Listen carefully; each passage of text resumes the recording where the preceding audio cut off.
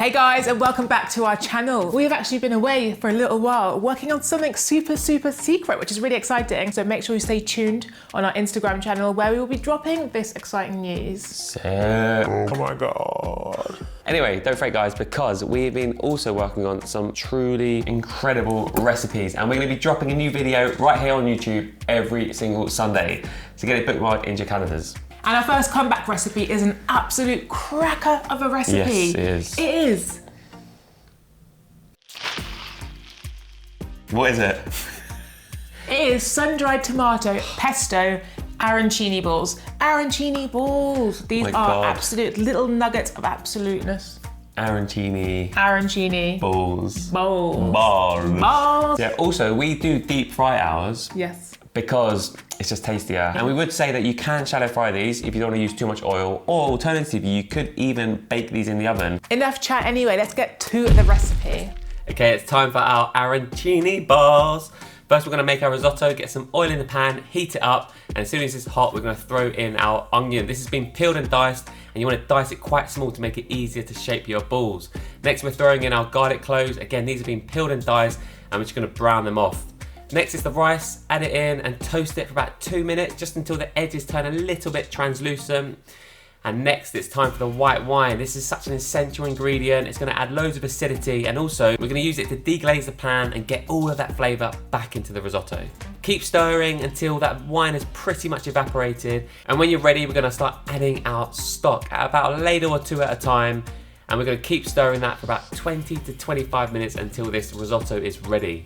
Okay, quick tip. The trick to a good risotto is keeping your stock at a gentle simmer. This keeps the stock nice and hot and means that when you add it to the pan, all the ingredients will cook nice and evenly. Hooray! So get the last couple of ladles or so of stock into the pan and give it a stir, making sure the rice is cooked but not too soft. You don't want sludgy risotto balls, do you? No. No. And once it's done, take it off the heat and we're going to transfer it straight into a dish, a tray, anything that it can cool in.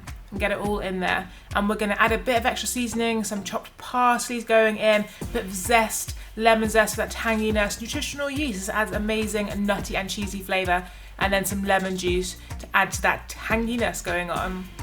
A pinch of salt and a pinch of pepper is gonna finish this off perfectly. We're going straight in, give everything a stir, get it combined evenly, spread it out on the tray or in the dish and leave it to cool until it's totally done. Okay, it's time to make our pesto. In go the sun-dried tomatoes, drain as much oil from them as possible, add your nutritional yeast, 1 garlic clove, pine nuts, we've toasted them for extra flavour, add some fresh basil, some chili flakes for that kick, again some more lemon juice for that essential acidity, squeeze as much from that lemon half as possible.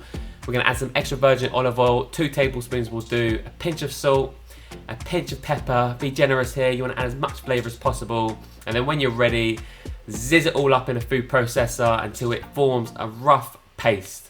Oh, look at that, it looks so good. Okay, we're ready now. Off it comes, and now it's time to make the arancini balls. The arancini balls, the piece de resistance. This is where the magic happens. Next tip. If you put a little bit of cold water on your hands, it makes it easier to shake the balls and then the rice doesn't stick to your fingers. So we've got about a big spoonful's worth of the risotto straight into the palm of our hand, using that water to make sure it doesn't stick to our fingers. And we're going into the middle straight in with that vegan cream cheese. Yes, we're doing it. And then on top of that, the sun-dried tomato pesto is going on there. And we're slowly and carefully closing up that sheet of risotto. And don't worry if it's a bit messy here, you can shape it later on. And we're gonna close it off with a small spoonful of the risotto straight on top of that little hole, and then get shaping, make it nice and perfect. The rounder you get it here, the better it's gonna look at the end. Yes, that's done. That's perfect. What do you think, Ben? Yeah, looks good. Right, firstly, we're gonna dip it into a mixture of corn flour and water. This is gonna help the breadcrumbs stick to it. And then straight into our panko breadcrumbs. We're using panko here just because it's gonna make it extra crispy. And then straight into the hot oil. And now they're nearly ready. So to test if the oil is hot enough, all you need to do is add a few breadcrumbs to the oil, and if they sizzle straight away, then you know it's good to go. But if they sink to the bottom, it's not hot enough. And if they burn, it's too hot. So these have been frying for about 12 minutes now, and they're pretty much done. They're golden brown and crispy and delicious. Oh, look at that. Just pop them on a bit of tea towel before you serve them, just to get rid of that excess oil. And look at this. This is super amazing. golden. Oh my God, the money shot. Money shot. Oh, Here we go. Oh, yes. Woohoo. Creamy cheese pairing perfectly with that Yes. pesto. Thanks so much for watching, guys. Hope you enjoyed that video as much as we have enjoyed making it for you. Oh, and also, a couple more tips. We use panko breadcrumbs, but any breadcrumbs will work, including gluten-free. Also, a money-saving tip, if you want to use walnuts instead of pine nuts in the pesto, go for it. They are a cheap alternative and they work just as well. Thanks so much for watching, guys. Hope you enjoyed the video, and please comment below, Definitely. subscribe, do all that stuff. And we'll see you next time. next week. Oh. Bye.